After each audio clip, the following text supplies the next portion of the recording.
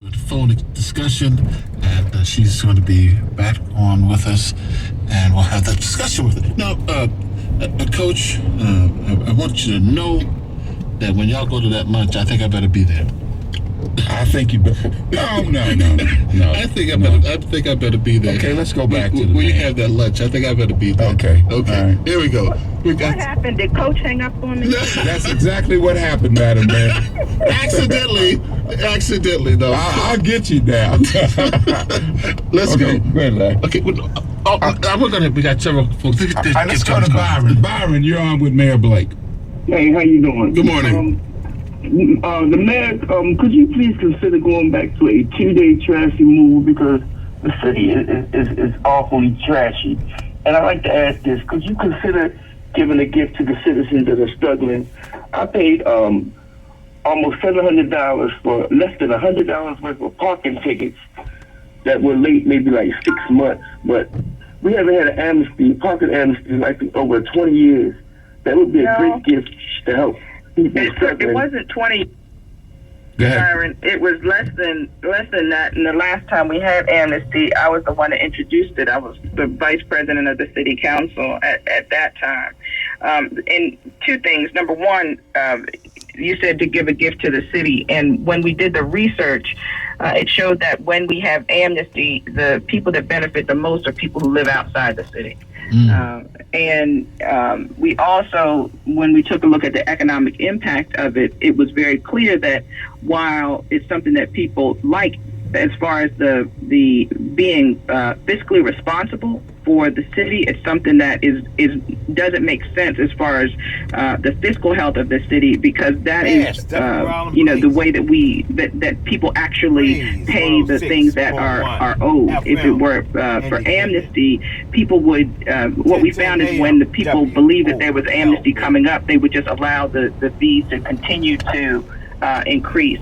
I know that since that time we've worked to cap some of those fees so they don't continue to grow the way they have in the past. And we've also made paying the whether it's paying the parking to pay the meter or pay the tickets. We work to make it more efficient to try to cut down the obstacles to making sure people paid those parking tickets.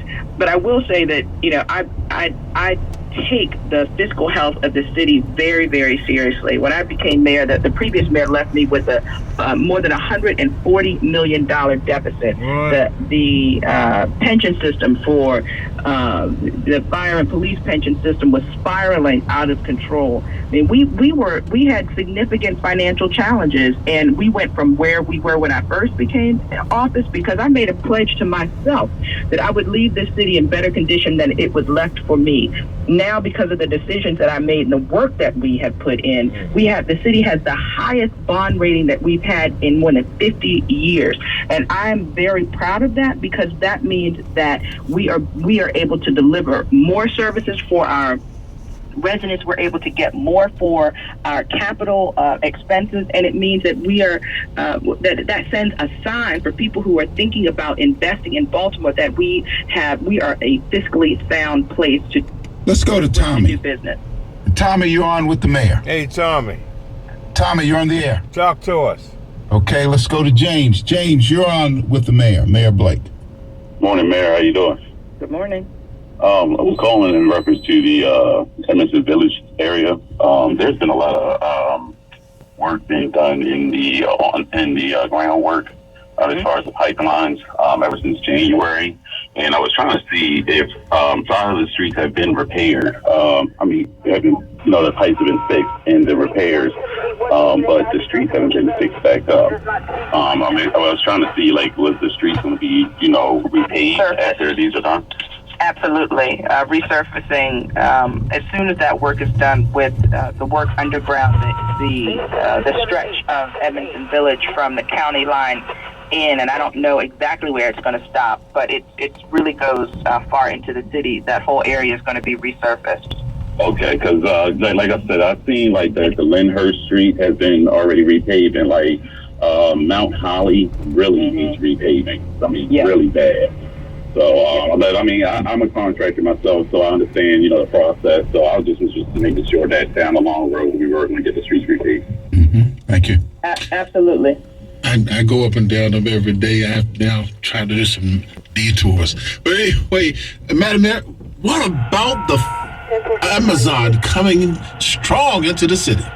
I cannot tell you how impressed I was with Amazon's fulfillment center. We had 3,000 new jobs in the city. You know, I take the responsibility of government to work with business to help create jobs very seriously. We've been able to reduce unemployment under my administration by a third, creating more than 12,000 new jobs, and 3,000 are at Amazon. That place is amazing, state-of-the-art facility. The people that are working there, we work very hard, just like we did with the casino, the Mayor's Office of Employment Development, to do outreach to ensure that as many Baltimore City residents as possible were able to get those opportunities. And I met several people yesterday, Baltimore City residents, proud to have those opportunities. The fulfillment center is an amazing place. The innovation there is crazy, the robotics and everything. And to know that, that I played a part, my administration played a part in bringing that to Baltimore just makes me proud. And I'm looking forward to doing even more over the next 14 months.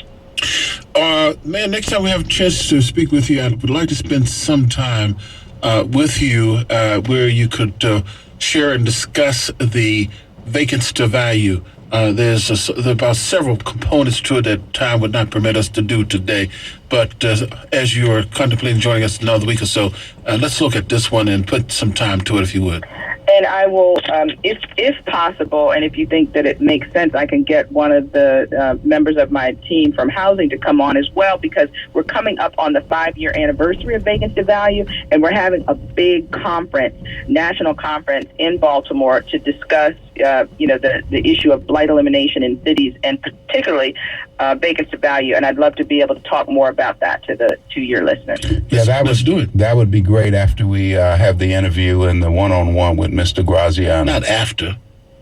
She's going to work it out. Let it be done. Okay, well, I'm just putting it out there again. He can't help himself. You're right, Madam Mayor. Thank you so very much for joining us, Madam Mayor.